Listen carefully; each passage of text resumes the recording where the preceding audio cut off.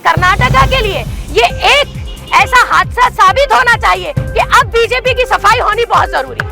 यानी इस बेसिस पर कि बीजेपी इतनी गंदी हो सकती है, बीजेपी की सोच इतनी ज्यादा डिस्ट्रक्टिव हो सकती है। और एक चीज, आज इन्होंने मुसलमानों को मारने की कोशिश की है रिजर्वेशन लेके।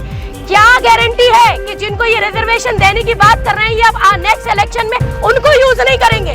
कम्युनिटीज को दिया गया, उसमें से खास तौर से लिंगायत वाले जो हैं और जो वकील है उन लोगों ने बोला है कि हम इसको एक्सेप्ट नहीं करेंगे, क्योंकि जिनका जमीर जिंदा होता है, जो मुर्दा नहीं होते, जाहिर सी बात है वो किसी के सर पे पैर रख के रोटी खाना नहीं चाहेंगे, किसी के पेट पे लात मार के रोटी नहीं खाना चाहेंगे।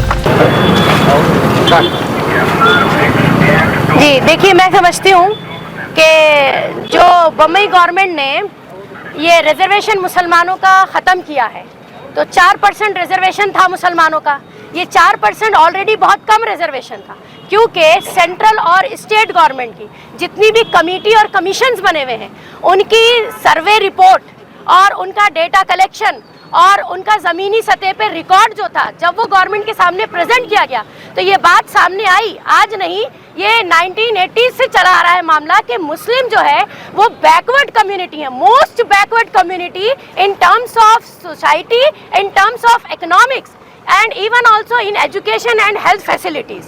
मतलब हमें प्रॉपर सोशल फैसिलिटीज़ जो है वो भी नहीं मिलती हैं माशरे में।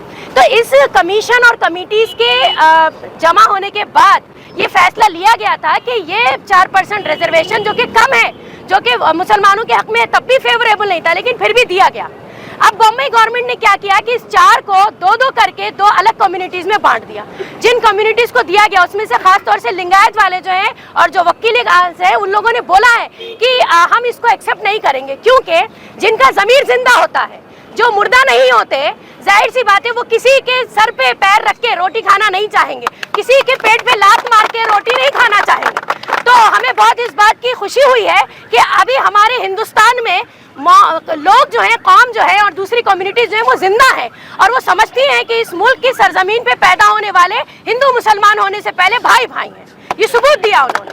लेकिन इस बात की शर्म आनी चाहिए बीजेपी गवर्नमेंट को कि जो ना कि सिर्फ क्या कहते हैं इंसानियत से गिरी हुई हरकतें कर रहे हैं, बल्कि ये जिस तरीके से मुसलमानों के पेट पे लात मार रहे हैं और ये चाह रहे हैं कि मुसलमान इतना ज़्यादा कमज़ोर और पसमानदा कर दिया जाए कि उसकी आवाज़ तकरीबन ख़त्म हो जाए, यानी ये रोटी छीनने वाली बात है। मैं समझती हूँ कर्नाटका के लिए ये एक ऐसा हादसा साबित होना चाहिए कि अब बीजेपी की सफाई होनी बहुत ज़रूरी है।